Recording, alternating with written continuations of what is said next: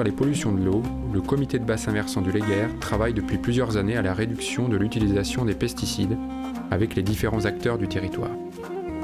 Au niveau agricole, une action spécifique a été proposée pour réaménager les abords de ferme de façon à limiter les besoins en entretien, tout en améliorant le cadre de vie. La maison s'est trouvée sur le lieu de travail, avec les bâtiments qui sont greffés tout autour. Pour mon lieu de vie personnel, on fait plus d'efforts parce que y a mon épouse qui est attachée beaucoup, mais l'aménagement de la ferme n'a pas autant d'importance, malgré que on aime autant travailler dans quelque chose qui est agréable à regarder et facile à entretenir, quoi. Et puis j'aime autant travailler dans des belles conditions, dans quelque chose de propre et de beau, puisque c'est quotidien, quoi. C'est tous les jours on y est, quoi. Ben oui, essayer que ce soit à peu près pour tenir propre, quoi, pour que ce soit agréable à vivre, quoi. Oui, c'est important pour moi, oui. Enfin, moi j'habite pas sur place, donc déjà la partie habitation est différenciée du site d'exploitation.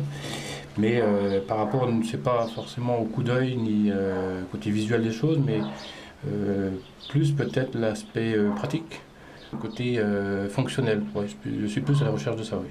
Ouais. C'est plutôt mon regard à moi qui compte, parce que j'y suis tout le temps. Après, l'impression que les gens peuvent avoir, c'est souvent là où ils s'arrêtent, c'est-à-dire la cour où ils posent la voiture, quoi.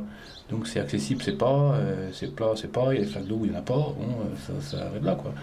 Et puis après, ce qu'on peut voir, c'est de la route, par exemple, quand on aborde une ferme, s'il y a une haie ou s'il y a tous les bâtiments apparents, ça change un peu la donne, quoi. C'est-à-dire, c'est pas qu'on a besoin de cacher notre activité, mais disons que quand c'est cadré, clair, c'est quand même, je pense, mieux, oui. Les exploitants agricoles passent beaucoup de temps effectivement sur leur siège d'exploitation, surtout lorsque la maison d'habitation se trouve près des bâtiments agricoles. Mais étant donné les grandes surfaces qu'on trouve autour des bâtiments, il n'est pas question d'aménager comme pour un jardin d'agrément. Donc il faut avant tout, d'après moi, réfléchir à l'organisation des circuits en identifiant bien tout ce qui est piétons, voitures, engins agricoles et animaux. Ainsi, on va limiter les espaces perdus. Typiquement, les cours d'exploitation représentent des espaces perdus quelquefois qui sont difficiles à entretenir. Donc il faut essayer de réfléchir, est-ce qu'on a besoin vraiment de toute cette surface? Est-ce qu'on ne peut pas limiter uniquement aux zones de roulement? La Chambre d'agriculture propose depuis de nombreuses années un conseil en aménagement auprès des agriculteurs en intégrant les contraintes des activités agricoles et aussi leurs désirs par rapport à l'amélioration de leur cadre de vie. Depuis quelques années maintenant, on intègre l'aspect environnemental en proposant un aménagement pour limiter l'entretien et aussi limiter l'utilisation des produits phytosanitaires. À la Chambre d'agriculture, on avait vu ça, il y a 4-5 ans de ça, on était parti sur des aménagements des abords de ferme. On partait sur le principe de diminuer aussi l'apport de glyphosate ou de Roundup, quoi. L'idée était là, quoi. Je trouve que c'était une excellente idée. Par rapport à ce que je faisais il y a 10 ans, j'ai diminué de 2/3 des produits chimiques, quoi. J'entretiens pas chimiquement les abords de ma ferme. Mais bon, c'est beaucoup de travail et la débroussailleuse. C'est pour ça que j'essaye de planter et que j'ai recours aux moutons. Au début, je cherchais une idée pour entretenir et je voyais pas trop. Donc je me suis dit, tiens, pourquoi pas des moutons? Et juste mon beau-frère en avait, je les ai récupérés, je trouvais que c'était impeccable. Que ça tondait super bien et que ça rasait, quoi. Je me suis dit, ok pour ça, et puis ça entretient bien les abords et c'est assez rustique comme animal, donc pas trop de boulot avec, voilà. Ou là où je pouvais le faire, quoi, sans trop de contraintes de passage pour nous, quoi. Là où on pouvait les laisser en fixe tout le temps, les grillages, là je les mets, voilà. Une chèvre au piquet, ce serait bien, c'est pour faire par exemple là au pignon où on peut pas mettre les moutons, quoi. Tout ce qui traînait à droite à gauche, on le mettait derrière moi là, parce que c'est vrai que c'était un endroit un peu isolé et puis maintenant on jette plus facilement. Avant on avait tendance à stocker un peu tout et n'importe quoi. Donc c'est vrai qu'on avait une idée toute simple qu'on avait eue pour commencer de mettre une couverture végétale. Donc j'avais mis de l'herbe avec du trèfle que je nettoie ou que même des fois que je mets une vache dessus même pour la nettoyer. Derrière la salle de traite, où il y avait des tas de cailloux et des déchets un peu, tout a été déblayé, puis mis plat. On a semé un peu de régranglé, et puis du coup on peut passer avec la barre de coupe, et ça facilite énormément le travail. Et pas besoin de chimique pour l'entretien. Il y a des aménagements qui ont été faits au niveau de la cour pour durcir et avoir moins de boue. L'entretien de la cour et le bitume, il n'y en a plus. La seule chose que j'ai eu faite, c'était dans la cour. C'est vrai que ça poussait pas mal. Là, j'ai eu gravillonné. Et c'est vrai que bon, j'ai moins de repousse de verdure, quoi. C'est vrai que ça passe bien, quoi. Ça passe bien. Et puis même, elle s'enlève facilement après à la main. C'est pas dur, il n'y a rien à faire, quoi. Voilà. Puis après, c'est là, ça claque, quoi. Il n'y a plus à revenir dessus, quoi. Ouais. Donc je vais me retrouver ici avec une grande surface non entretenue, quoi.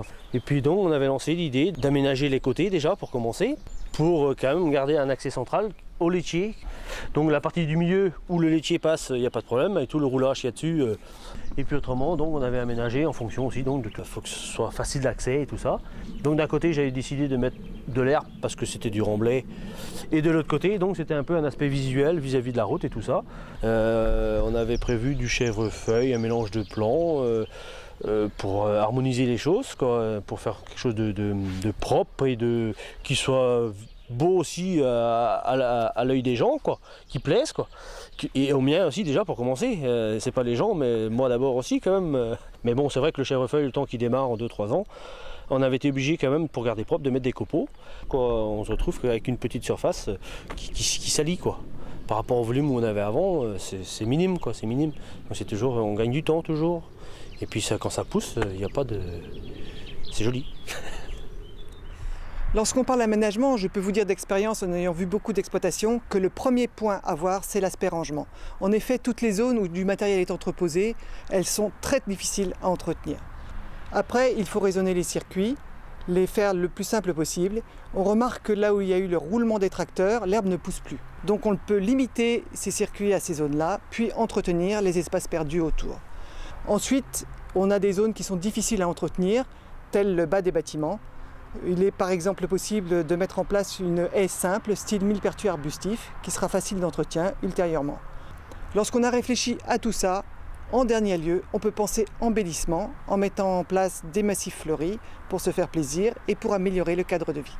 De façon générale, tout cet aménagement a pour objectif essentiel de limiter l'entretien et, si possible, de supprimer l'utilisation des produits phytosanitaires. Bon, après, c'est vrai que le chimique, bon, moi je dis le chimique c'est bien si vraiment la personne est vraiment n'a pas d'autre choix. Mais je pense qu'il y a d'autres alternatives beaucoup plus faciles et beaucoup plus raisonnées, quoi. Beaucoup. Mais maintenant c'est vrai que c'est les gens, le comportement aussi des gens doit jouer beaucoup, quoi. Faut un peu de bonne volonté derrière tout ça, quoi. Et on est de plus en plus aussi concernés par ces problèmes-là, quoi. Bon, il y a quand même des petits problèmes de santé, bon, qui en découlent. On ne sait pas si c'est plus ou moins directement lié, mais bon, on pense. Et moi-même, en tant qu'utilisateur y mettant le produit, on ramasse certainement un petit peu de trucs nocifs. Donc moins on en met, mieux on se porte. Je pouvais pas traiter là, quoi. Ça aurait pas fait tout blanc, là, ça aurait rimé à rien. Il fallait quand même laisser du vert, il y a trop d'espace, quoi. On peut pas tout cramer, tout partout là. Et non. Et après il y a trop d'érosion, quoi. C'est ça aussi, il faut quand même freiner l'eau à un moment. Ici, là, il y aurait eu plein de terre en bas. Et là, je ne me voyais pas désherber tout, là. Ça aurait été moche. C'est ça qui fait. C'est la volonté qui fait ça. C'est tout. Quand on veut, on peut.